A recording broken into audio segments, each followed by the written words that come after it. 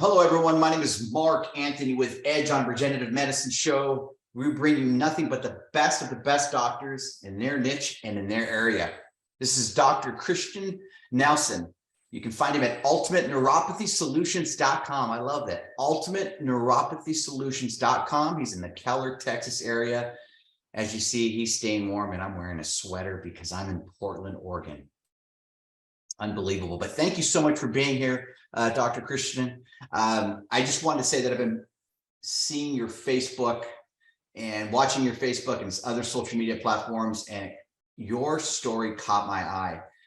Before we go into your story, I just want to let you all know we're going to be talking about neuropathy. So those of you that struggle with neuropathy, pain in your feet, your legs, wherever the pain is, you want to make sure you pay attention to this.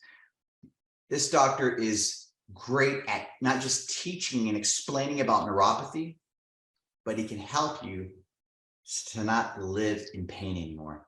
So again, thank you so much, Dr. Christian, and tell us your story. Yes, sir. Well, thank you so much for having me on. It's a beautiful show. And yeah, I'm so honored to be here and to get to share the story with you guys. So I grew up out on farmland outside of Austin, Texas. My mom and dad got us about 20 acres, and we grew up surrounded by animals.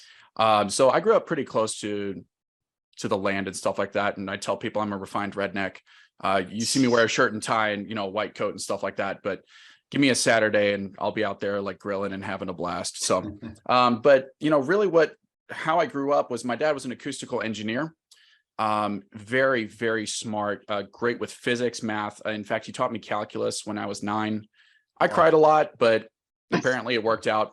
Made senior year in high school very easy. But my mom was an oncology nurse. And so between the two of them, I learned an appreciation for nature and how things work, for mathematics, science, waveforms, sound and vibration, which translated very, very neatly into what I do now with electrotherapy and light therapy, as well as understanding how the body completely falls apart, how it breaks, and really a front row seat into modern medicine, its side effects, symptom swapping, and all of the issues that come with that, where people are trying their best, the doctors are trying their best, and the failure rates are still through the roof, despite best efforts, technological advances, and really, really good hearts on the part of, I'll say, the vast, vast majority of healthcare providers out there. Awesome. So what would you say that really gave you passion to do what you're doing now? Like what was the one thing that just really said, you know what, I want to be a doctor? Oh, yeah. So chiropractic changed my life when I was 15. So when I was 9, I fell off a bunk bed directly onto my butt. I thought I'd have a little bit of bone bruise, but 6 to 8 weeks later, it should have gone away, but I was still in excruciating pain. And I lived at about a 6 to an 8 out of 10 from age 9 until 15, when my mom finally dragged me to the chiropractor. Now, I'd heard things, as a lot of people have. There's been a lot of disinformation in the past, but I'd heard things and I was scared, as a lot of people are. And finally, the pain outweighed it, and I went. The doctor was amazing. And instead of just, being put in a room and the doctor rushing through, we had an amazing pediatrician, but he was always having to rush. The doctor truly saw me for the first time in my life. at age 15. And Dr. Hollis Wilson down, he's got an office in Pflugerville, an office down in Elgin, Texas. If you see him or you need somebody in that area, stop by. Amazing human being. Changed my life, man. Adjusted me after a thorough examination, let me know what was going on. And I felt so much relief. I went home. My mom drove me home, thank God. I fell asleep on the 10-minute drive home. I was so relieved. Wow. And then I slept for 36 hours. They tell me I woke up somewhere in there for some water and a bunch of peanut butter and jelly sandwiches because, you know, teenage years. Exactly. But yeah, and I woke up my first visit was on Thursday. I woke up on Saturday and they're like, hey, sleepyhead, it's time for your follow-up. I walked back into the office and it's bright and it's cheerful. It's a remodeled house, so it's nothing like I'd ever seen before. And my pain was down from an 8 out of 10 to a 2 out of 10. Wow. And that moment, I knew I'd always wanted to be a doctor since I was about 5 or 6, but I just didn't know what kind. And that day, my passion was set. I set my sights on chiropractic school. 11 years later, I graduated on a Saturday, started into practice the following Monday. It's like, let's go. Wow. That's amazing. You know, I love hearing the stories of why people do what they do. And I think that when people realize, hey, you know what, hear the story behind the doctors, it makes them think, you know, I want to get to know that person. Hey, you know what, I have a neuropathy problem. So since we're going into neuropathy, sure. How did you get into neuropathy? And maybe if you can kind of discuss what really is neuropathy, because as you and I know, we've got Dr. Google. Everybody thinks they got neuropathy if they got a little tinging or a little whatever, their foot's itching. I don't know. You know how it is nowadays. Absolutely. So one of the things that I did notice pretty early on, so I mentioned my mom was an oncology nurse, bless her heart. She's got a heart the size of Texas, man. Anybody that needs help, like if my mom gets a hold of you, good luck, she's helping you. But she's got an amazing heart. And but I saw a lot of really things not functioning well. And that led me to ask the questions of, well, what's really going on? And then in chiropractic school, I was almost at chiropractic school. I was most of the way through my undergrad, and my grandfather was diagnosed with and died of pancreatic cancer after almost a 3-year run with it. Oh, wow. Which, if you know anything about pancreatic cancer, super aggressive, very low survival rates, 0% survival rate with traditional methods to 5 years. And he did 3 years with it, which average time from diagnosis to death is about 6 months with pancreatic cancer. It's very aggressive, very fast moving. You don't joke around. It's a matter of days and hours when you're getting after it. So I saw that happen. I saw other family members go through things, and you know, Grandpa passed away, and I loved him very much, and you know that hit me hard. And I felt a deep inability, and I knew with a 0% success rate at 5 years, that basically meant that people were saying, well, we can kind of help, but we don't know how to fix it. Right. From all the time I'd spent, you know, fixing pole barns down to working on a mower to, you know, if you understand the problem, you can fix it. And, you know, learning about back pain and neck pain, if you understand the underlying problem, you can fix it. Or at least if you can fix it really well, you probably have a sufficient grasp of what the hell's going on to be able to address it properly. Is it 100% accurate? Maybe not, but you're close enough because you're getting results. And it's that old adage, you know, as Christ said, like, you know, by their fruits you shall know them. If it bears good fruits, if it fixes things, they probably know what they're talking about. And so I just saw like failure after failure after failure of the system for, you know, chronic diseases of lifestyle, diseases where, you know, it was ongoing things, digestive things, cardiac things, cancer-based things, even down to weight loss and stuff like that, watching, you know, Weight Watchers or different diets and stuff like that friends and family went through, and their weight would fluctuate all over the place. Their hormones would go, and I'm watching them. I'm studying to become a doctor. I can see from the outside what's going on. And so all of that to sum up and just say, I just witnessed this just failure and this term management, right? We can dive into this a little bit later if you want, but what I always tell people is we manage things we want to keep. We manage properties, we manage investments, we manage relationships, we manage retirement accounts. Why would we want to manage disease? I want to help people cure disease. Solutions. And I think that the populace is really getting sick of symptom swapping, pill popping, just pill mill, patient mill, like in and out. Thank you, ma'am. Like, and so I wanted to practice as a doctor that would help people actually get to the root cause. And that's what we do. And I was inspired just by watching a lot of suffering in my family's life, including, my wife and I had a lot of issues. We had our first son while I was in chiropractic school. As a huge blessing. He's a very sweet boy. He's almost 6 years old now. Oh. And then we lost 4 babies in a row right after that, with some really well-intentioned advice from some incredibly smart and very skilled people who did not take the time to listen and really get down to the root cause to do a thorough evaluation. Great practitioners, fantastic people, still have pretty good relationships with most of them. I'm not gonna lie, it was kind of affected. But finally, I was like, all right, nobody's going to care about this more than I will. Exactly. And so like that took me on a deep dive through things, started into practice, and then quickly found out that a lot of my patients would present with things that they thought were spinal concerns, but were actually metabolic concerns. So things like diabetic neuropathy. Diabetes is one of the top causes of neuropathy. Chemo's right behind it. Different vitamin deficiencies, nutritional deficiencies from medication side effects are right behind that. Those are top 3, diabetes, chemo, medication side effects. Wow. And so they would think, okay, well, this is spinal, right? If you adjust me, this will go away. I was like, well, not really. We need to dig a little deeper. We need to go to the root cause. And I believe you can't adjust your way out of a nutritional deficiency. Can you help the body regulate? Can you help it heal better, absorb better? Great. But if this is very severe and it's progressing, maybe we need to do some other things. So I talked with some friends and did a lot of studying on this, and kind of came to this understanding of what I call the 4 pillars of nerve health, where if these 4 pillars, they're like the legs on a chair. If you got 3 of them, you're probably going to be okay for a while. until somebody tips you just that one direction, right? You're okay. But if 2 are missing, you're done. And then I started realizing, I started referring people out, and then they're like, yeah, it's a 3 to 6 month wait for the endo. And the endo's going to run tests, and then it's going to be another month to get back in. And then they're going to put me on metformin.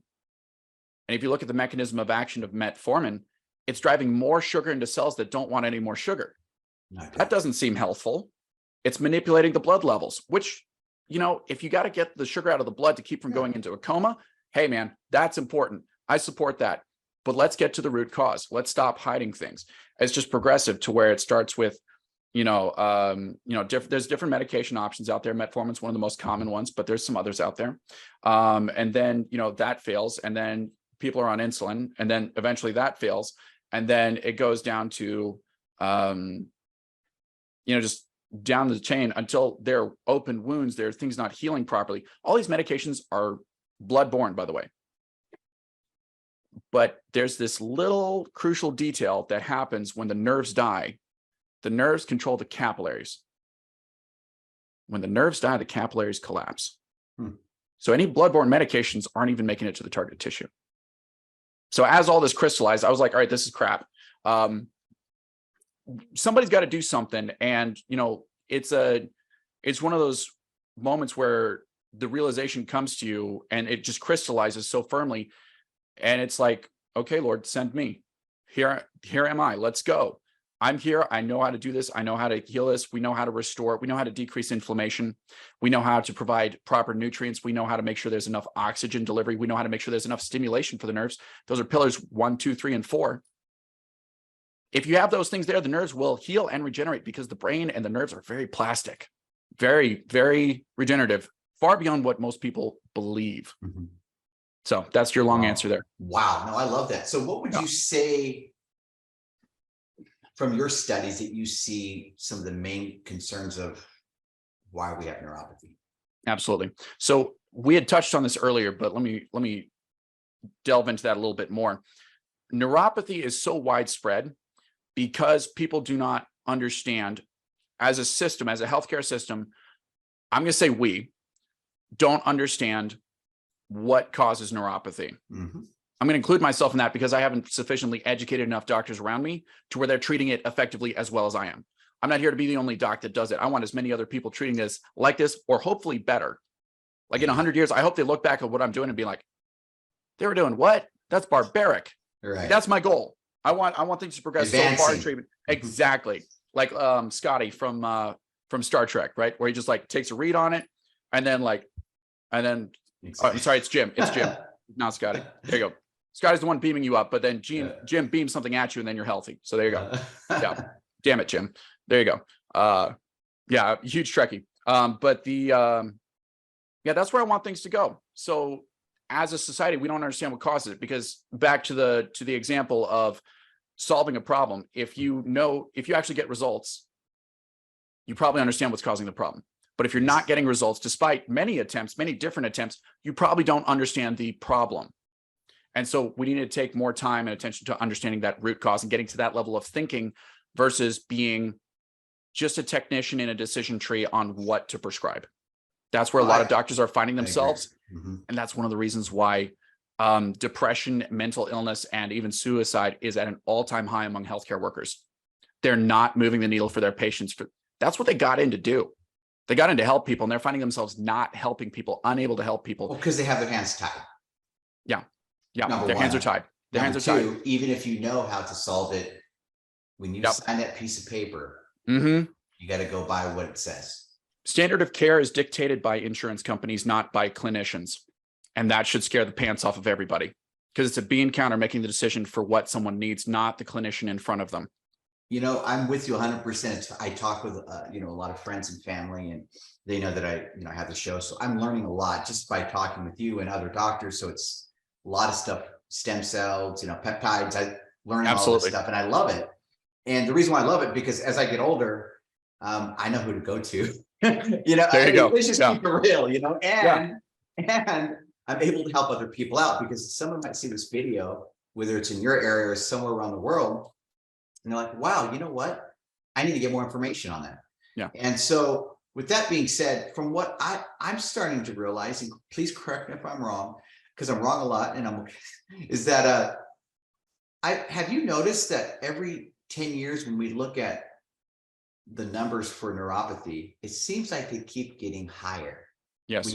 And like, we'll just start from like the 50s to now.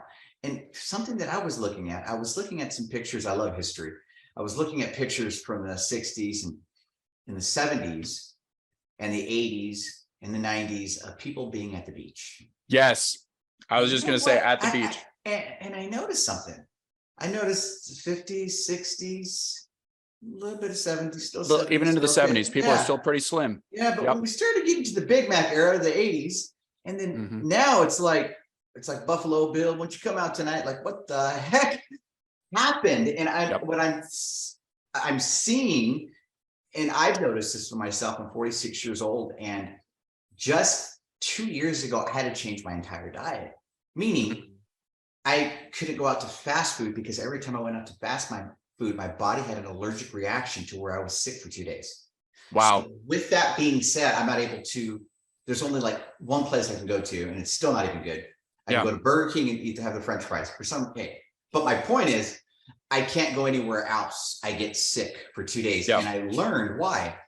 One, I have an allergical reaction to the chemicals that are on the food. So my body automatically turns off. Two, we have half the food that we have has got chemicals on there that are not even approved. And if they are approved, should it be approved? Yeah, the vast majority of food colorings and preservatives are illegal in Europe, because in Europe, you have to prove them safe to sell them to the public.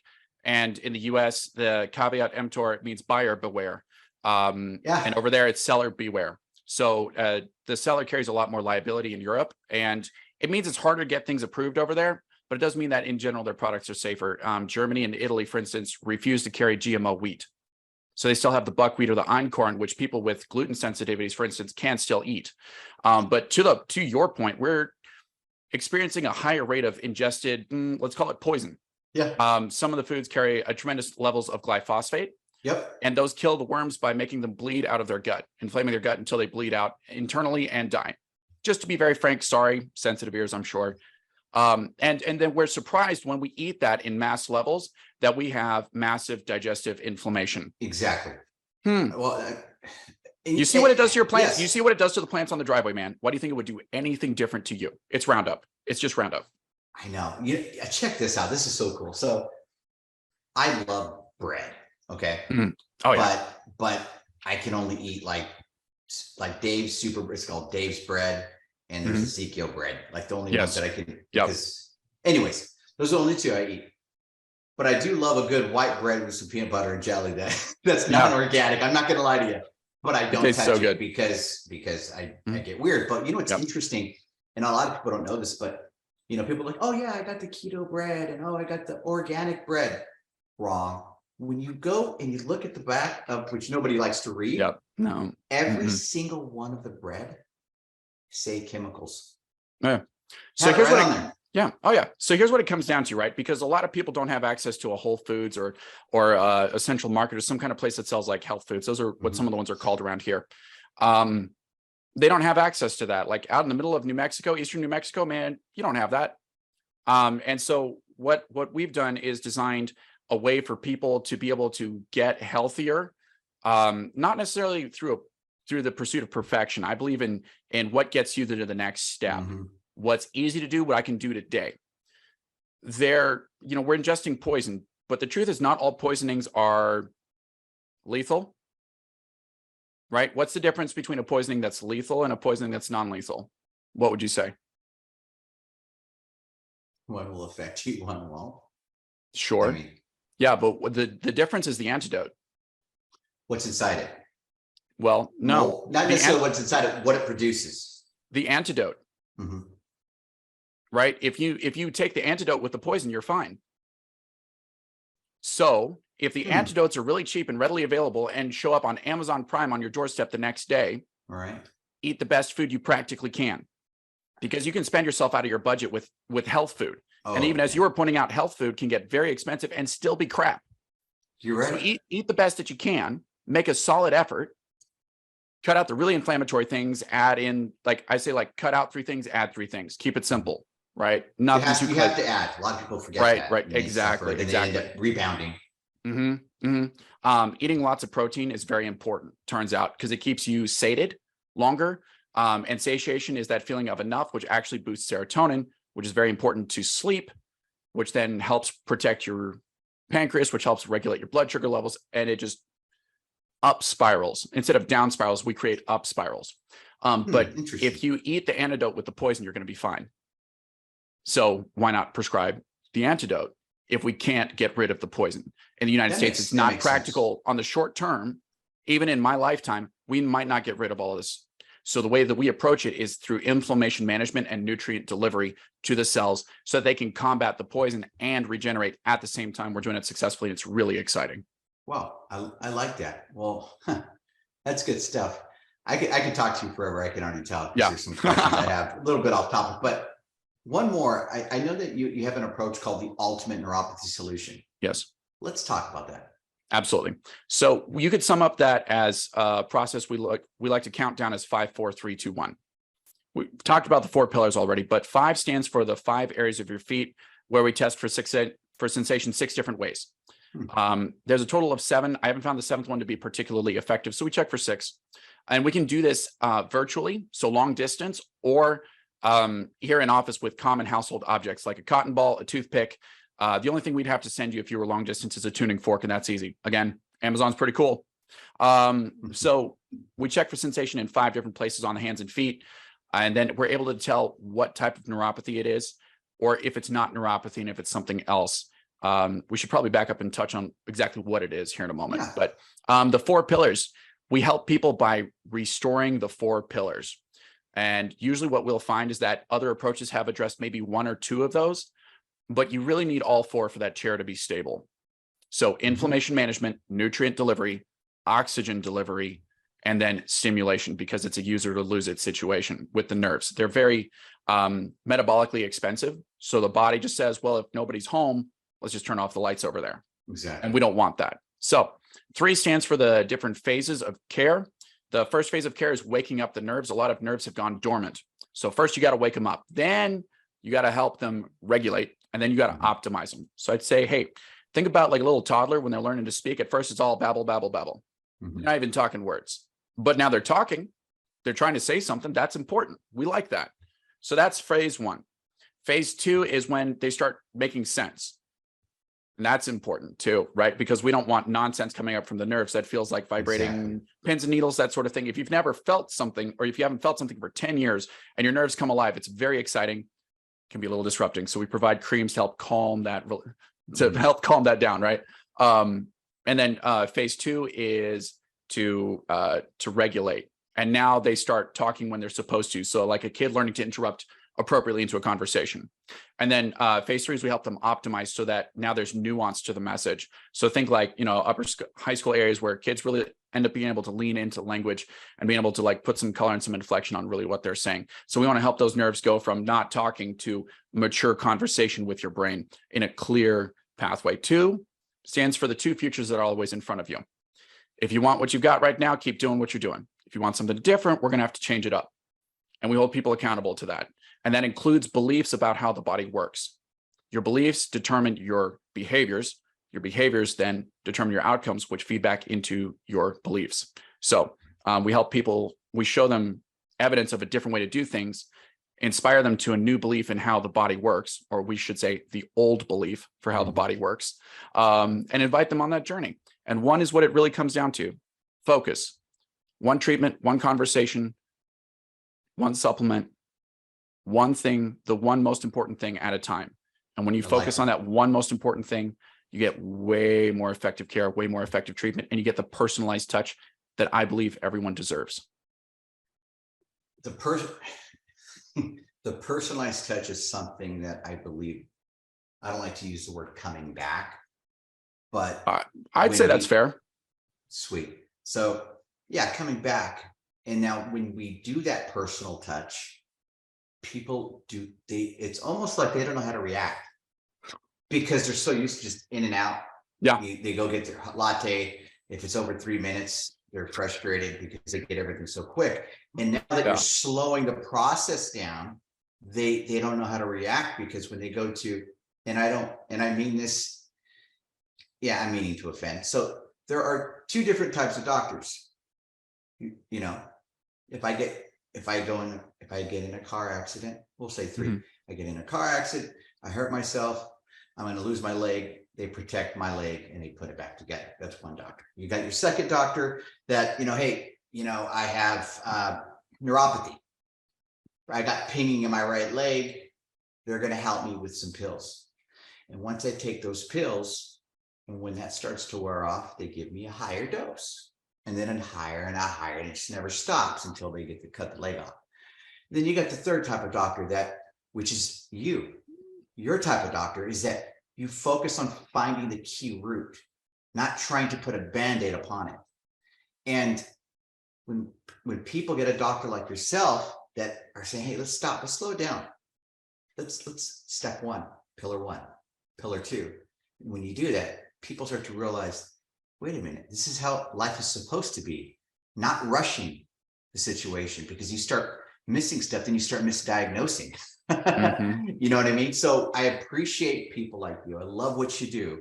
I've got 1 more. I want to kind of hit more on this neuropathy. Let's do that. What would you say makes you a little bit different than other doctors that do neuropathy? We'll call the other doctors in the big box store. Yeah. So if you want an out of the box solution, you need an out of the box doctor. And so you're not going to have to step outside of the established care. So one of the things that sets us apart is our ability to listen. You'd mentioned earlier that people don't really know how to respond to it. And I'd push back on that a little bit. I'd say they really do. It's like watching someone drowning come up for air. I like it. And I'm going to get a little choked up here.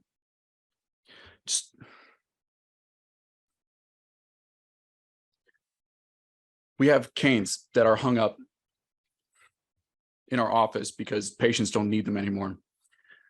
We have patients that had sores that were open on their feet for 2 years, and they're closed now because of what we do. And to see the lights turn back on and the hope come back into their eyes, when they realize that we could help them, they know how to react to it, and it's hope. And I think that's, we have an amazing proven process. I have an incredible staff, which I owe a tremendous amount of my success to, like everything past like the initial beginnings, right? And some of the dream there but like they carry it out and they do amazing work with it, and they stay in touch with our patients, but it's hope. It's connection and hope that we foster. And that's, I think, what really sets us apart. That's awesome. I love that. Wow. Uh, that's pretty good. I love the way you explain that. Thanks. And I love the wording on the pushback, by the way. But it's the truth, and you're right. And when you show, there's an old school saying, when you show people how much you really care, they never forget. And and then they start coming. Now, another question is, does insurance cover any of this? So it really depends. Yeah, no, it's a great question. It's a really big question. So a lot of insurance companies don't contribute for the things that people really need, and they've been contributing over time less and less towards what people legitimately need, and a little bit more towards what pads their bottom line. And from a business perspective, I get it. They need to stay afloat. But what they're forgetting is that their number one customer is not their shareholders. The number one customer should be the patients. And they should be taking care of the doctors and greenlighting whatever the doctor finds to be clinically necessary. There's a lot of issues with insurance. A lot of times that people have abused it poorly, and that results in a lot of restrictive rules, which hurt other people. So sometimes insurance covers what we do, provides contribution for durable medical equipment, which we recommend, just so that people can treat themselves at home as much as possible, save time, save money, and not be in my office as often, because I'm a lovely person and my staff is amazing, but nobody wants to be in our office 4 times a week. That would be excessive. So we send them home with things they can do at home and really move the needle. So I love that. Yeah, we always make sure that we have something that's as affordable as possible. And if someone needs, additional options, we want to make sure that we always prescribe what they need. And then if for financial reasons, they need something else, we work with them to find the best solution for what they're able to do, so that we don't stay on that. Remember those 2 futures. We don't stay stuck on the current one. We do at least something to move them towards a better future. No, I love that. I recently was talking to a friend of mine, and he has insurance, and as you know, insurance it only covers so much. Yep. What's weird is that how much it costs these days for insurance. You would think it would cover almost everything, but that's not true. And the deductibles are ridiculous. Oh yeah, it's like, why am I going to pay a deductible if I'm paying $1,100 a month? But that's anyways. So. Yep. But yeah, I mean, I'm going through that right now, and it's funny. I told my friend, he's having some knee issues. And I was telling him, I know some regenerative doctors down in California. I know some things that will work. He's like, yeah, but it doesn't cover my insurance. I go, okay, look, I want you to look at this. If you get surgery, or if they say, hey, we might have to do surgery on your leg, they would rather do surgery on your leg than let's fix that leg. I'd rather you go to a regenerative medicine doctor that's going to be thinking outside the box. And you spend what? I'm going to throw a number out there. Let's say you spend a couple $1,000s out of your pocket, or you're going to go to the insurance company and it's going to cost them 60, 70 grand for that. Just doesn't make sense. The numbers don't make. They don't add up. It's like we need it. I feel like we got to share the pie, and I feel like it's not where we should be right now in healthcare. I'd agree with that. It's like, come on, guys, we're all on the same team. We don't want to separate, and we're not Republican, Democrat. And that's what it feels like that in healthcare. It's like we're all on the same team. Come on, man. Yeah, I'd absolutely agree with you. I have a lot of other doctors that refer to us for multiple different things that we do, including neuropathy. Insurance contribution does become a question at some point, but eventually, like, people understand that their health is their responsibility, and that you have a right to access to healthcare, but you don't have the right to the care itself just on pure basis. And we work with everybody that we can to give them, like I said, something to help move them forward. So what I'd love to do, if this is okay with you, I'd love to offer just a free resource that we have for people. Please. It's coming out on our website, ultimateneuropathysolution.com. Go there. There's a quick start guide, which I wrote to help people form a new, better understanding of what neuropathy is and what it looks like. So if there's numbness, burning, tingling, all of those things in the hands and feet, usually starts in the feet. Go ahead and visit Ultimate Neuropathy Solution there. I'm going to be writing that full book. It's almost finished. We're just gathering some more testimonials for it. It's very exciting, but that quick start guide is there for you to help frame it. Once you have that frame, then you can understand how to move forward. As an added bonus, if you guys want to reach out to me, any of the listeners want to reach out to us, they can email us at advocatewellnesstx, like the state of Texas, at gmail.com, and say, supplement list, please. Just drop that in the sub. We're going to send you our top 4 supplements, which we recommend to help with decreasing inflammation and being able to provide the nutrients. So we'll give you 2 of the legs on the chair already. Hopefully that restores any kind of deficiencies you have with your neuropathy. Hopefully that takes care of it. You never have to see anybody. It costs you $30 a month for supplements, right? It's cheap. It's available. It's on Amazon. It's amazing. If that does it for you, man, I don't even want to see you. I don't need to see you. Get out of here. Go live your life. Go play with your grandkids. Go run around. Go be active well into your 70s and 80s. But at least that'll help you move forward. So yeah, just email it. Go to ultimateneuropathysolution.com, get our quick start guide, sign up for the mailing list for that book so that you know when it drops. And then just email us and ask for supplement list. Please, we'll have those 4 out for you, along with Amazon links. You just can click and buy and have it in your mailbox the next day. Awesome. And then of course, we can also get a hold of you at 817-308-4837. And then you also do one-on-ones on Zoom. Is that correct? And how does that work? Yeah, so people can, if they're local, they can request an in-person consultation with us. Right. And if they're long distance, if they don't want to drive to, we're basically on the northeastern side of Fort Worth. Mm-hmm. If you don't want to drive down to here, that's fine. We can do virtual consultations and exams where I'm over here scoring it, but I'm telling you what to do. If you got a hair dryer, a toothpick, a cotton ball, and a bag of peas in the freezer, we will mail you the proper tuning fork, and we can do a high level exam over video, just like you and I are chatting right now. Wow. I love how times have changed. They're changing for the better. I mean, you and I have never met. We've met online, and it's like, in a way, it's like we have met, but we have. we get to share this whole worldview and this hope for a better future for so many thousands of people and their families, and all of the impact, the ripples that's going to have going out further. So it's really exciting. And I'm so glad I get to be here with you today. Awesome. Dr. Christian, I just want to say thank you so much. But before you go, yes, what are some other specialties that you do in your office that maybe we haven't heard right now? Before I let you go. Fair enough. So we help people with neck and shoulder problems. People carry the weight of the world on their shoulders.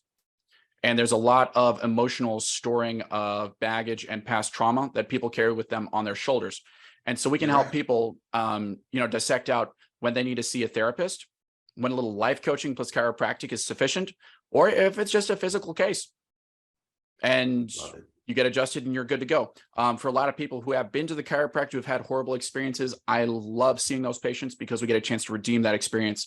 A lot of time there was another chiropractor who was kind of inside the box and just a little hustled, maybe didn't take quite as much time, maybe wasn't quite as thorough as he needed to be, missed a crucial detail, and unfortunately provided a poor experience. So we love to redeem those and just invite people to come, just consult, exam. Let me get a look at you, figure out what I think is wrong, lay out a plan of action. If it makes sense, we do it. If not, I totally understand. Yeah. Awesome. Awesome. I love it. Thank you so much for being on the show, Dr. Christian Nelson. Sir. Guys, please go to the website, ultimateneuropathysolutions.com, ultimateneuropathysolutions.com. Those of you that are watching this, caring and sharing, remember, one video can change one person's life. It's all about perspective and hearing from a different person. Anyways, thank you so much. God bless you and your business, and I look forward to having you back on. Thank you. I'd love to. 3 months? We're 3 months into it. Okay. What brought you in to see us? I had no balance. Well, I had some balance, but I had to basically walk anywhere. I had to make sure I could touch something or a person. So it's just to the point where I guess the nerve endings were gone in my feet, so my brain didn't know what my feet were doing. So that's why I came in. Absolutely. So, and then how is that affecting you? how is that affecting me? I was just worried about walking. Just going from one place to the other was a problem. I mean, just getting up out of a chair and going to the bathroom was a chore, basically. So, I mean, as simple as that, just getting up and walking around the house, not taking account going out and doing something. So I was kind of chair bound. I wasn't, but I was, because I didn't want to get up and walk around. Okay. So What changes have you seen? I got better balance. Okay. No, it's not a complete restoration, but I can walk better now. I'm lifting my feet. I'm not dragging it to keep it close to the ground anymore.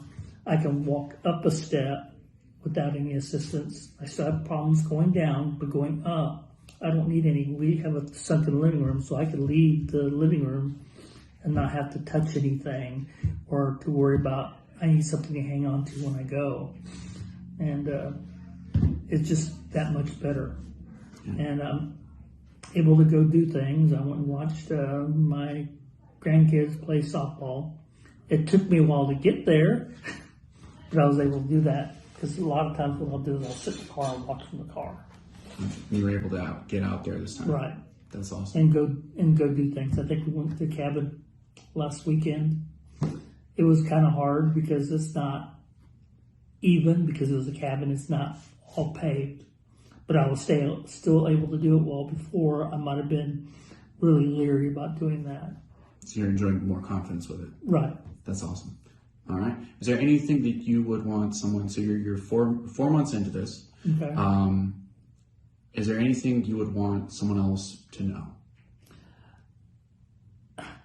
For me, it's working to improve the feeling in my feet and my calves and get stuff done. So, and I tried everything. If you want to try to do something, then try it. I can't say it's going to work for everybody, but it has worked for me. That's awesome. So, I mean, it doesn't hurt to try anything. So, Eddie Nixon. Awesome. Eddie, what brought you to come see me? Neuropathy in my feet. Okay. Can you tell me what that looked like for you? Well, I had no feeling in my feet. It felt like it was numb all the time. Okay. Absolutely. What changes have you seen with treatment so far? What? What changes have you seen with treatment Oh so yeah, far? I feel my feet. I can feel now. I can feel the carpet with my toes, which I haven't done in a while. And then the sores are healing up. That's awesome. How does this make you feel about the future? How about what? How does it make you feel about your future? Pretty good. I'm not going to be running the track or anything, but I might be taking some evening strolls. Yeah. And walking used to be a struggle for you. Yeah, because of course I can always carry my wife's cane just in case, but it's a win-win. Absolutely. Are there any additional benefits you've noticed? Yeah, my hip's not hurting as much. I don't look like a weeble wobble when I'm walking. That's awesome. But I can feel the sore on the bottom of my foot burning, which is something I hadn't felt in a while, or should I say years. Yeah. Awesome. So I know it's healing up. Fantastic. Thank you so much. You're welcome. Thank you.